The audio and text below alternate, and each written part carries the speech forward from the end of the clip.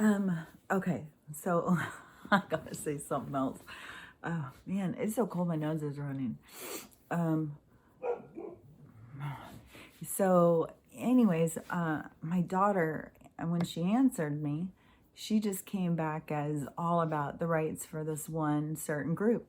It's only about their rights.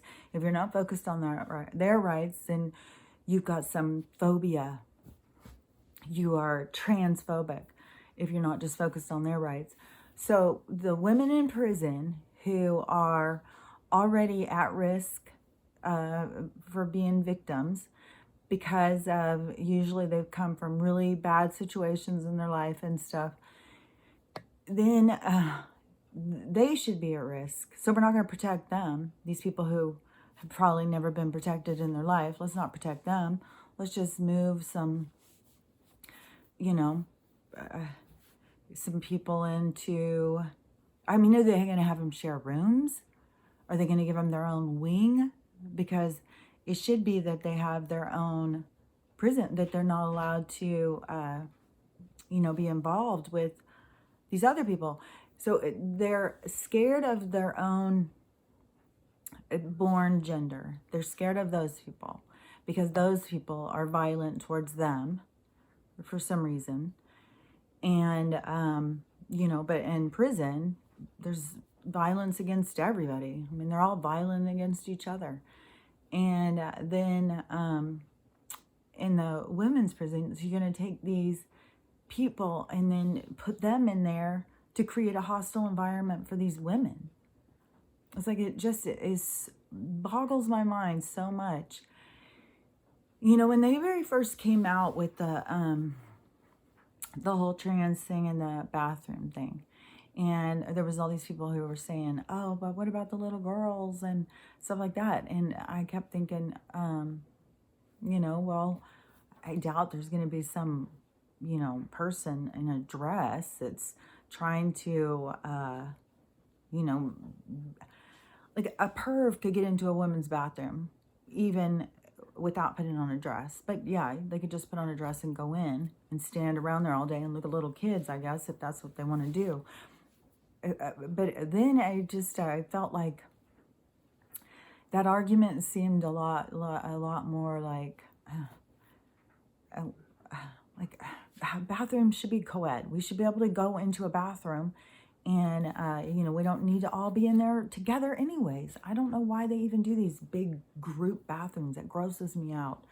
I don't understand that. Let's all go, piss and shit next to each other. I think it's weird. I think that just shows right there how they, treat us like animals. Yeah, let's just put a bunch of stalls in and call it a bathroom. Anyways, there's more issues with the bathroom to me. So when they were saying about these guys coming in, I just thought, well, I don't know how many women are just letting their little kids go to the bathroom alone, because any old weirdo could be in there, But this, to me, seems a lot more like where it's so in your face over choosing one group of rights over another one's group of, like you're choosing these trans people's rights over these women's rights in prison. And then you're always got to add in the phobia, racist, or whatever. You got to put the little trigger word in there. So you're phobic if you don't want to support their rights. Well, what if you're just saying, hey, they need to separate their rights from my rights? Because all of us biologics, we have rights that we as women have fought for a long, long time. So those rights need to be respected for all the women before us who fought for those rights. You don't just all of a sudden just start doing all this weird science to people's bodies. And now they want to make it on birth certificates that they're not going to say what gender you are when you're born. I don't give a shit. You don't put it on the fucking stupid birth certificate. That's your stupid papers anyways. But our body is imprinted with what we are born as. There is an actual body part that signifies if we're born either a male or a female. I mean, it's just, I don't know. Talk to God about it. So it makes no sense how we're going to keep pretending Like that doesn't exist. But that is a part of their agenda to get us to this AI, these androgynous drones. We see the mind control. We see how well that works. Fuck. It's mind-boggling. But then, get them switching back and forth. Oh, I could be a boy, I could be a girl, I don't know. Go back and forth. Go back and forth, back and forth. Well, first time around, you've already lost your abilities to procreate.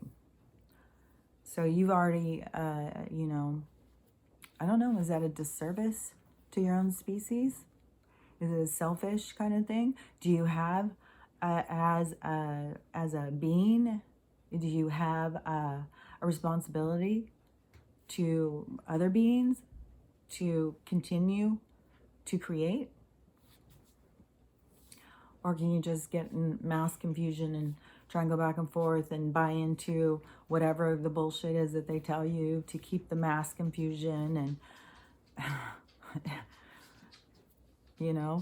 I mean, all of the people who are caught up in this, to me, it screams out like, I need a lot of counseling. I need, I'm a mess. Somebody help me. There's so many things about it that just make no sense. It is, I don't understand how that part doesn't wake people up. That in order for us to all have equal rights, that we all have to be considered. I think that people just don't look into things more clearly. And there was something I had seen. I've seen this a whole bunch of times. This is like, there's a whole bunch of Jim Carrey, what are they? His different quotes or different moments of his stuff that he says, because he says a lot of profound stuff. And one of the things, though, that I saw him, and it's just like stuck in my head lately, I just keep seeing it, is he's much younger, and he says, he's in an interview, and he says, and then one day I will be so famous I won't be able to walk down the street. Won't that be fun?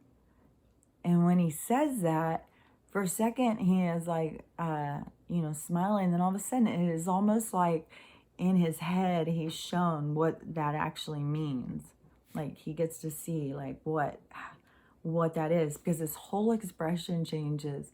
His whole, like, all of a sudden it's like he has this epiphany. You see in his face this change that comes over him. And, I think that's what they do all the time, is show. And like all of this different stuff, like you can see, if you just look at it in a broader sense, the more significance of it.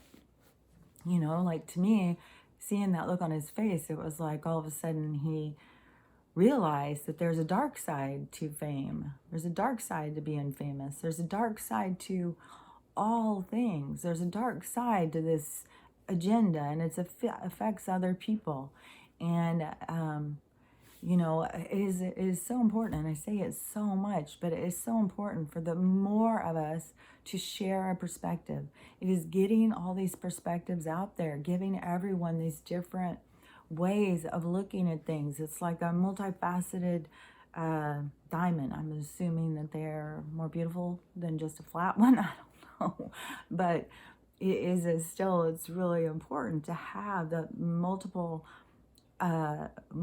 visions, as multiple perspectives of one thing. One thing that was so significant to me that they had shown me in the very beginning, well, I don't know if it was the very beginning, it was a while back, is if I could go outside and I could stand in a field and I could look all the different places you can stand, all the different things. You could be looking at the same thing, but you're going to get a different perspective. Every single movement you make, you're going to have a different perspective of the same vision, the same landscape, the same picture, and that is what, we can't always be able to in our own lives be able to do that, but we can certainly listen to one another and to understand how different things affect us all so that we can have an understanding, you know, that you can't just give all of these rights to one person and take them away from somebody else. They just keep doing this and doing this and doing this, then labeling it and victimizing the people who they are taking the rights from and having everybody gang up against them. I'm telling you, like, the moment I said I supported Trump, I automatically became a racist white supremacist. Like, how? How is that possible? The more that we can, you know, open up and see more people's perspective and have a deeper understanding of all things, and there is a good and a bad side. And I love the way that the Indian tribes used to say that they wouldn't go and do something, you know, wouldn't have a vote and then it'd be like, okay, well, it's 59 to 42, so we win. It wasn't like that. They would do something only if it was going to benefit everybody. Everybody mattered, and that is what we have to get back to. Everybody matters. We can't and then we can't give these people these platforms that are just turning it into a way to bully and victimize others as they're standing up for their rights. It's like, you guys, we can't just keep shoving each other off of the stage saying you don't get rights because my rights matter. We have to all be on the same one. We have to all see that we all just need to be equal. And if there wants to be a new genderless group, then they need to form their own groups, their own activities, their own sports teams, their own prison systems, their own stuff. That's a whole new subgroup. They don't fit with either group. You can't shove them down one group's throat. We have, you know, if the society wants to go that way, then we have to look at that, you know, we have to respect these people's choice that they want to, you know, spend this life switching back and forth, body parts, whatever. Then they have to have their own, you know, their own individual stuff. You don't just go in on us, you know. And the bathroom thing should all be private. I mean, I don't understand this, you know, join stall, private time. Like, it's you have to be desperate. Like, I don't know anybody who just goes in and goes to the bathroom in a public place unless they're absolutely desperate. It's just, it's weird. It's weird. Going in this room with strangers and going to the bathroom. I think it's really weird. And, you know, and that is also why I say that as we progress through this new age and, you know, as we're transforming into it, you know, there's going to be a lot of development. But I think that we are really going to find the answers in these smaller communities that are more self-governing. And, you know, there would still be, if we're in if it's the Republic of the United States, it's still going to have, like, certain rules. So you would still be a part of that as a bigger thing. But these smaller communities, instead of all of this, like, trying to make, you know, people in Kansas and people in California have the same stuff, like, no, we have to let there be communities that have their own rules. And people will go to communities, and in those communities, they will see what are our needs. If your needs are not getting met in that community, go form your own community. Leave that community. We're not tied down. This whole thing, they've just built this into our heads for so long. You know, this victim mentality, and things have to conform for us, and there's no place else to go. And, you know, it's just, it's very much created so many limitations for people. I notice I do it. You know, I could be sitting there thinking, oh my gosh, I'm so thirsty. I'm so thirsty. But to get it to that next part, oh, go get a drink. You know, like, there's just so many times when I think that we get this, you know, chatter in our head, and we don't think, oh, well, stop talking and go do it. You know, we spend too much time in here trying to figure shit out. And it's because they've got so much confusion going. It's part of their plan. It's part of their agenda, just to keep us so confused. And, you know, it's not going to keep working. But I just really think that that is where we're going to, really find a more complete experience, is to have not a one size fits all, but tons and tons of extraordinary, unique communities where people can go out and find themselves and build their own communities and stuff. That's where we're going to find. There's no reason for us to ever all try and be the same as everybody else. I mean, this is their agenda pushing it on us. So, to create the cattle, the herd that they want, to repress individuality, to repress us from being able to express ourselves, to live lives as free beings. So, that is what we are, like, coming out of the cocoons, like people are gonna, everybody's gonna be coming out different, ways, speeds or whatever. But that is when you are coming out, it's leaving this system, finding yourself, and then to just come out and fly free. It's like a whole nature process. And, God, the universe, or whatever is giving you this time to do this for yourself, to go in and find yourself. And it all has to do so much with accepting others and stop judging others. And you have to do that for yourself. You have to be able to love yourself. And then so many people go around thinking, oh, I love myself, but it's on a deeper level, of really taking care of yourself, of really prioritizing yourself, not trying to be what others want you to be, but figure out who you are, what you are, and then to express that and be your best self. And, when I talk about experience, and, I am all about, like, not having limitations, I think it's weird. And it has a lot that makes me think about that, is just about smoking weed, and being somebody who is always going to follow the rules and be, a real rule follower, law follower, and stuff like that. In my own mind, I've got stuff that I've got to constantly wrap my head around with that. And I just think that, when I tell other people, like so many different women who are in so much pain and they're taking pharmaceuticals, and I'll say, you should go natural. You can go down and get CBD. God put plants here to help you. You don't have to take chemicals. And how much they're just like, no, that's bad. I would never. And those limitations and stuff, and the different things that we limit ourselves with in our experience, like there's a lot more than just that. And when I talk about that, I always try and clarify. I'm not talking about, murder and pervy stuff and stuff when I say you shouldn't have limitations, because I 100% believe that there's a God's law and that we abide by it. And I knew it without having to ever read the Bible. I knew it in my own heart.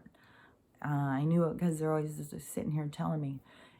And that's what always I kind of found confusing. Like people have to be told this stuff in the Bible, like they don't feel it in their heart, which is a good sign. If you need to read the Bible and know the rules, you probably need to get in contact in your heart, find your inner connection, because it's in there. And so whenever I'm saying that, like, you shouldn't be limiting your experience all the time, it is just these ideas, these paradigms that we build up, these rules that they give us, that we find ourselves being limited in our experience to follow their rules. That's what I'm talking about. I 100% believe that, you don't hurt kids. I believe that sex is being used as a drug, personally. I think that people are using sex to try and find some sort of connection, some sort of fulfillment, and it's leaving them feeling empty. And it's turning people to more erotica, more perversion, more, trying to find that satisfaction. And that satisfaction isn't going to be found in any of those places. You're not going to find it in money. You're not going to find it in fame. You're not going to find it in food. You're not going to find it in drugs. You're not going to find it in shopping. You're not going to find it in working. You're not going to find it in being the most virtuous rule follower. You know, none of that stuff. Where you're going to find it is going inside and connecting. There's an actual connection that you'll find. That is where, and then it changes your attitude about all of those different things. And so, yeah, I used to think sex was a lot more of like, you know, open kind of, you know, but then I saw, because you get to be older, you have life experience. You know, my life experience far exceeds these kids in their 20s who think that they're the experts on this shit. It's like, kid, I could have lived 3 20s by now. You don't have shit on me. You don't know jack shit, and you probably shouldn't be telling me anything because you are getting all your information from somebody else, not life experience. So, in life experience has shown me what has happened to people with these empty sex lives.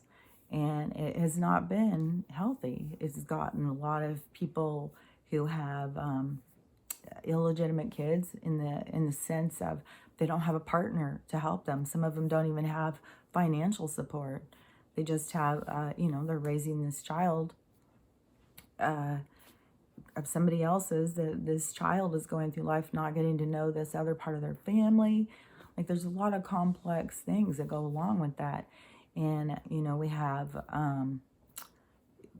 you know, like I said, I mean, there's so many men who just get more and more into porn because they can't find that satisfaction, because it's all in connection. It's the actual really connecting with the person. That's what it's about.